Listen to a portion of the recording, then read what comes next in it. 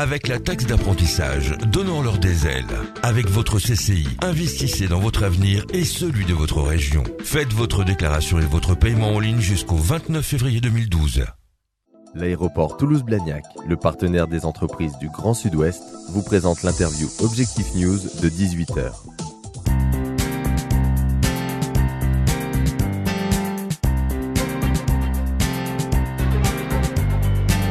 Bonsoir, merci de nous rejoindre sur objectifnews.tv. Nous recevons aujourd'hui Dominique Olivier. Bonjour.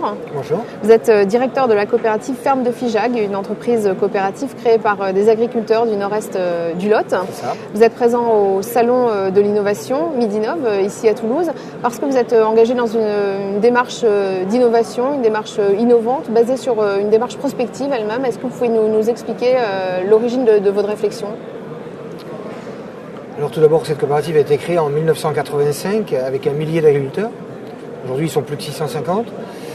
Et on avait intuitivement compris, sans le formaliser, que c'était par l'innovation et les nouveaux projets qu'on pourrait maintenir de la vie sur notre territoire. On a eu la chance de pouvoir faire une prospective sur notre territoire en 2008. Prospective agriculture en Ségale-à-Limargue en Pays de Figeac 2020. Et à ce moment-là, on s'est aperçu qu'il y avait des scénarios qui étaient inacceptables pour nous, des scénarios tendanciels qui n'étaient pas très intéressants, et qu'il y avait un seul scénario qui pouvait être intéressant, c'est de changer de cap. On l'appelait scénario changement de cap. C'est celui qui passait par l'innovation. C'est-à-dire qu'on n'est pas non seulement fournisseur de biens alimentaires, mais on est aussi fournisseur d'eau, de qualité de l'air, de biodiversité, d'énergie. Et on s'est aperçu à ce moment-là qu'on ne pouvait rien faire non plus sans le territoire. C'est qu'on était forcément liés avec les élus du territoire, avec les autres entreprises, parce que si on veut faire l'innovation, il faut aussi qu'on fasse venir des compétences. Et faire venir des compétences, il faut qu'il y ait des écoles, il faut qu'il y ait des classes maternelles, il faut qu'il y ait de la location, des logements. On ne peut pas faire tout seul. Vous pensiez que l'innovation, c'était aussi à la portée d'une entreprise agricole. Vous aviez pensé, on a tendance à dire innovation égale technologie, c'est pas le cas. Ça peut être aussi de l'innovation en termes d'organisation. Alors, voilà, il y a deux réponses. Premièrement, au niveau d'une petite PME telle que l'on est, on ne pensait pas que ça soit accessible. Et aujourd'hui, on a pu découvrir que ça l'était. Et deuxièmement, effectivement, sur l'innovation, ce qu'on comprend bien, c'est qu'elle n'est pas que technologique, elle peut être aussi sociétale, elle peut être aussi organisationnelle. Et ça, c'est intéressant et c'est à la portée de tout un chacun qui se structure pour le faire. Alors, concrètement peut-être, quelles sont justement les démarches innovantes vers lesquelles vous êtes engagé ? Alors, les deux qui sont les plus visibles, les plus concrètes, qui ont démarré déjà il y a une dizaine d'années, notre démarche vers les circuits de proximité, les circuits courts, puisque sur Figeac aujourd'hui, on a 12 emplois sur une dynamique de circuits courts dans lesquels... Circuit court, ça veut dire un magasin alimentaire de proximité fourni par les agriculteurs locaux. Boucherie, fruits et légumes, pour les producteurs locaux qui peuvent consommer des produits de leur territoire, ce qui met en valeur, nous, dans la contribution pour défendre le revenu de nos adhérents. Aujourd'hui, on pense qu'il y a une vraie demande de la société. Et aujourd'hui, on a même une chercheuse qui est là, en travail avec l'INRA et l'école doctorale de l'Agro-Paris, et qui travaille sur une thèse qui est gouvernance alimentaire territoriale. Parce qu'on se dit qu'il y a des ressorts sociologiques qu'il faut que l'on explore pour voir comment les gens peuvent s'approprier leur propre alimentation. Deuxième dossier qu'on a travaillé depuis 5-6 ans maintenant, c'est celui de l'énergie. Bon, on a à ce jour fait, je crois, le plus gros dossier photovoltaïque de France, puisqu'on a fait, si je résume, une coopérative de toits avec nos adhérents. C'est 190 toits, c'est 60 000 mètres carrés. Ça, c'est vraiment des revenus alternatifs.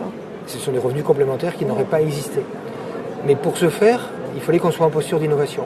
Donc sur le photovoltaïque, on avait été déjà en 2005 à Fribourg, avec un groupe de nos adhérents. Et on a fait un premier toit pilote, qui n'était pas forcément une réussite exceptionnelle, sur un de nos bâtiments. Et le jour où le photovoltaïque a été lancé, on était intellectuellement prêts. C'est-à-dire qu'en amont, on y avait déjà réfléchi 3 ans avant. Voilà. Et aujourd'hui, on est en train de déposer un brevet sur un système de nettoyage des toits de nos adhérents, puisqu'il y a 60 000 m² à nettoyer tous les ans. Et aussi, aujourd'hui, on a créé un service énergie dans lequel on a 2 ingénieurs maintenant à plein temps, ce qui était complètement impensable il y a 7 ans. Vous avez combien de salariés? Sur la coopérative même, on est 75 salariés. Sur le groupe, avec les filiales, on est 125. Est-ce que 4 ans après cette prospective, vous êtes plus rassuré sur votre avenir? On n'est jamais rassuré. On pense qu'on est sur le chemin. C'est-à-dire, si on ne l'avait pas fait, on serait très inquiet aujourd'hui, et peut-être qu'on n'existerait pas. Mais il faut reconstruire tous les jours. Mais aujourd'hui, oui, c'est ça, on reconstruit tous les jours, mais d'abord c'est passionnant, et en plus ça s'auto-alimente. C'est-à-dire, de ce fait qu'on est parti dans une stratégie d'innovation, on a rembauché des cadres, et aujourd'hui on a créé des outils de gouvernance de l'innovation dans l'entreprise, ce qui fait que ça s'auto-alimente et que les projets arrivent un peu les uns derrière les autres. Vous êtes en lien avec MPI, l'Agence régionale de l'innovation? Oui, alors on était en lien depuis 3 ans avec MPI. Et effectivement, auparavant, pour nous, l'innovation, ça nous paraissait réservé aux multinationales, aux grosses entreprises ou à l'industrie, tout du moins. Et on est rentré en contact avec eux pour un problème particulier d'une démarche pertinente qu'on avait montée et où un gros faiseur était en train de nous la récupérer. Donc ils nous ont protégés intellectuellement. Et je dois dire qu'on s'est sorti de ce mauvais pas très bien grâce à MPI. Mais dans la foulée, ils nous ont obligés à structurer toute la démarche innovation. Donc on a mis en place un comité d'innovation, on a mis en place un certain nombre d'outils, de discussions internes dans l'entreprise, de veille, d'outils aussi avec l'extérieur, et d'une part. Et d'autre part, nous on pensait que les mesures concernant l'innovation ne nous concernaient pas. Et aujourd'hui, on est en train d'écrire un contrat d'appui innovation avec l'appui de MPI qu'on va apporter au conseil régional. Toute chose que très sincèrement, il y a 2 ans, je pensais que c'était inaccessible pour notre PME. Merci beaucoup Dominique Olivier, puis bravo pour cette initiative. Merci. Merci à vous.